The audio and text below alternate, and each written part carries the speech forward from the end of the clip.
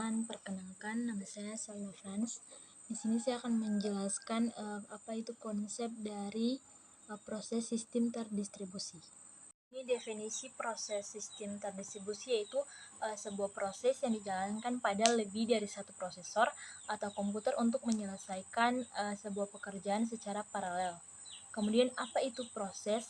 Proses sistem terdistribusi ini dirancang agar sebuah program dapat dijalankan pada berbagai tempat dalam suatu jaringan komputer, baik LAN maupun WAN. Di sini ada contoh kasus, itu penerapan proses terdistribusi pada sistem perbankan, di mana pada sebuah bank, pelayanan nasabah yang menabung dilayani oleh teller. Masing-masing teller hanya memasukkan data-data nasabah yang diperlukan dan memasukkan nominal yang ditabungkan sehingga data secara otomatis akan tercatat. Di manakah proses terjadinya penyimpanan data nasabah? Jadi proses penyimpanan terjadi di server. Mengapa? Sebab jika masing-masing teller diberi aplikasi penyimpanan, maka data yang ada tidak akan sinkron. Misalkan nasabah A akan melakukan transaksi dengan teller B. Kemudian datanya dicatat pada komputer B. Jika suatu saat nasabah A akan melakukan transaksi, tetapi teller B sedang melayani nasabah lain, apa yang akan terjadi jika nasabah A tidak dilayani oleh teller B? Jadi untuk mengatasi masalah transaksi tersebut, diperlukannya sebuah server yang tiap teller hanya terdapat aplikasi yang akan terhubung pada server dan proses transaksi dilakukan pada data yang ada pada server. Tujuan utama dari proses sistem terdistribusi ini, dengan kata lain, sistem proses terdistribusi adalah sistem yang lebih baik dan kuat dibandingkan kombinasi sistem komputer stand-alone. Beberapa infrastruktur pendukung proses sistem terdistribusi.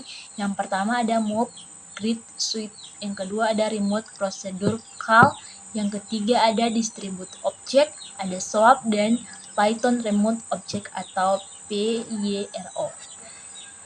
Threads, di mana sebuah alur kontrol dari sebuah proses di dalam sistem terdistribusi terbagi menjadi dua. Threads tunggal hanya memungkinkan proses untuk menjalankan satu tugas pada satu waktu. Kemudian dengan adanya multi-thread, suatu proses dapat secara terus-menerus mengetik dan menjalankan pemeriksaan ejaan di dalam proses yang sama, maka sistem operasi memungkinkan proses untuk menjalankan lebih dari satu tugas pada satu waktu. Ada perbedaan antara proses dengan thread tunggal dan dengan proses dengan multi-thread. Ada client server, yaitu arsitektur berskala di mana setiap proses komputer pada jaringan yang berperan sebagai klien atau server.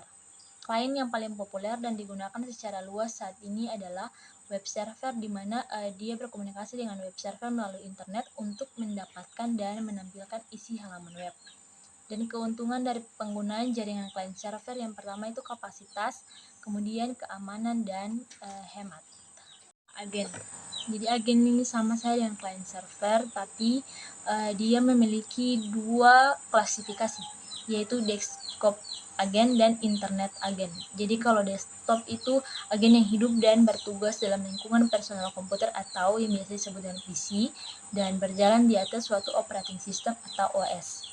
Kalau internet agen, agen yang hidup dan bertugas dalam lindungan jaringan internet, melakukan tugasnya yaitu memanage informasi yang ada di internet.